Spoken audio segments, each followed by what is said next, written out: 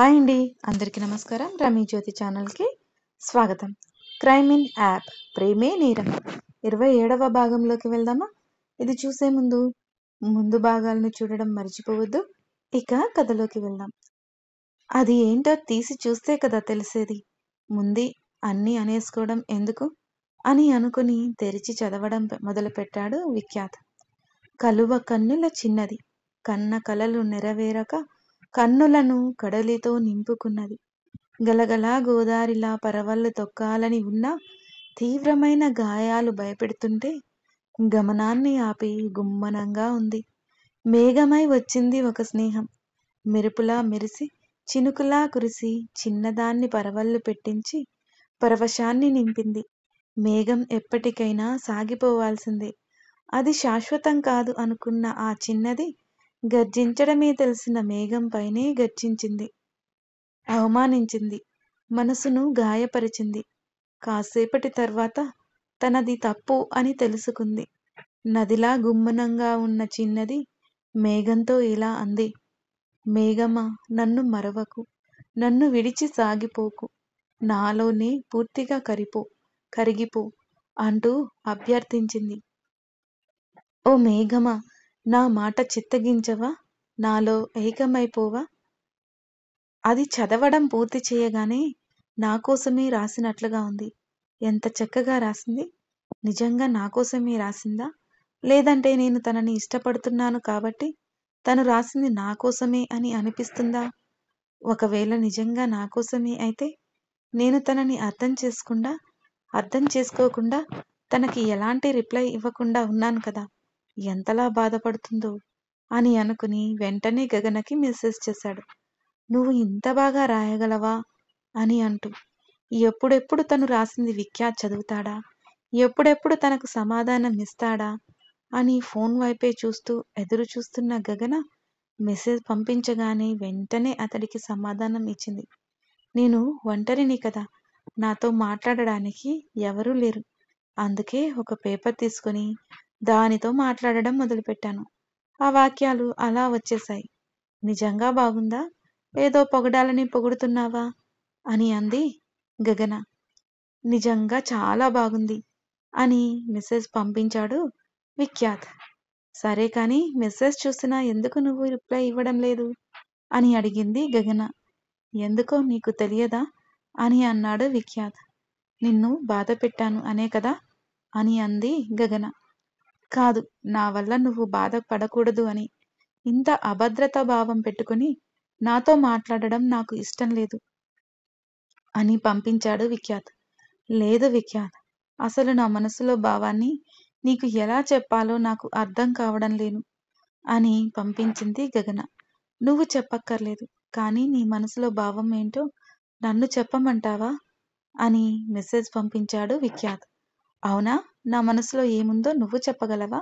ఏది చెప్పు అని పంపించింది గగన. ఒంటరి మనసు తోడును కోరుకుంటుంది. అది ఆడదైనా మగదైనా. కానీ ఈ సమాజం ఏం చేస్తుంది? మగవాడు ఒక తోడును కోరుకుంటే అయ్యో ఒంటరివాడు, లేదంటే పెళ్ళానికి ఒంట్లో బాగోదట, పెళ్ళాం రోగిష్టిదట, లేదంటే గయ్యాలిదట, ప్రశాంతతే ఉండదట పాపం అని జాలిని చూపిస్తుంది. అదే ఆడ మనసు ఒక తోడును కోరుకుంటే బరి తెగించింది అని ముద్ర వేస్తుంది. భర్త చనిపోయి ఒంటరిగా ఉంటున్న మహిళకు కూడా ఏ తోడు అవసరం ఉండకూడదు. ఉన్న పిల్లలను చూసుకుంటూ బ్రతికేయాలి. ఆ మనసును ఒక తోడును కోరుకున్న ఒక మనసుతో జంట అయినా ఆమెకు ఏవేవో పేర్లు. మొగుడు ముప్ప తిప్పలు పెడుతున్నా సర్దుకుపోవాలి. పతియే ప్రత్యక్ష దైవం అనుకుంటూ గడిపేయాలి. అంతే తప్పితే తన మనసును అర్థం చేసుకునే ఒక నేస్తంతో స్నేహం మాత్రం చెయ్యకూడదు. అలా చేసిందా ఆమెకు రకరకాల పేర్లు సిద్ధంగా ఉంచింది సమాజం. ఆ ఆడ మనసు కేవలం సమాజానికి మాత్రమే భయపడదు, తన కడుపున పుట్టిన వారికి కూడా భయపడుతుంది.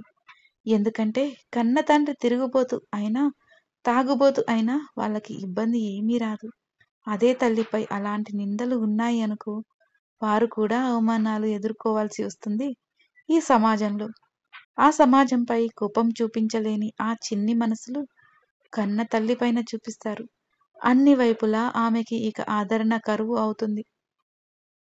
అందుకే గడప దాటడానికి భయపడుతుంది. నిజమైన స్నేహం దొరికినా రకరకాల అనుమానాలు ఆమె మదిలో ఉంటాయి. నువ్వు కూడా ఆ సగటు ఆడ మనసుకు అతీతం ఏమీ కాదు కదా! అందుకే నీ భయాలు ఏంటో నేను అర్థం చేసుకోగలను. అందుకే నిన్ను ఇబ్బంది పెట్టొద్దని దూరంగా ఉన్నాను అని మెసేజ్ పంపించాడు విఖ్యాత్. ఇంత అర్థం చేసుకున్న వాడివి నువ్వు మాట్లాడకుండా ఉంటే మళ్ళీ ఒంటరిగా అనిపించి ఆ మనసు ఇంకా ఎంత బాధపడుతుందో అని ఆలోచించావా? అని అంది గగన. అవునా? అయితే మాట్లాడు. వద్దని ఎవరు అన్నాడు? అని మెసేజ్ పంపించాడు విఖ్యాత్. కానీ నేను మాట్లాడలేను అని మెసేజ్ పంపించింది మళ్ళీ గగన. అయితే మాట్లాడకు అని అన్నాడు విఖ్యాత్. నువ్వు కూడా మగవాడివే కదా! ఆడవాళ్ళ మనస్సును అర్థం చేసుకోలేవు అని అంది గగన కోపంగా. అవును తల్లి, అవును.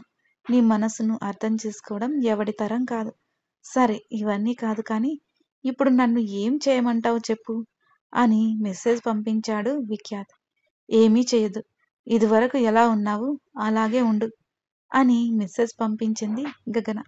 దానికి అడగాల్సిన అవసరం ఏంటి? ఉంటా అని అంటున్నా కదా అని పంపించాడు విఖ్యాత్. సరేలే అని అంది గగన. గగన, నువ్వు కూడా ఒక స్టోరీ రాయొచ్చుగా, ఇంత చక్కగా రాస్తున్నావు అని మెసేజ్ పంపించాడు విఖ్యాత్. నేనా? నాకు రాయడం చేత కాదు, నేను రాయలేను అని మెసేజ్ పంపించింది గగన. ఏ, ఎందుకు రాయలేవు అని అడిగాడు విఖ్యాత్. ఎందుకా? సరే అయితే ఒక పని చెయ్యి.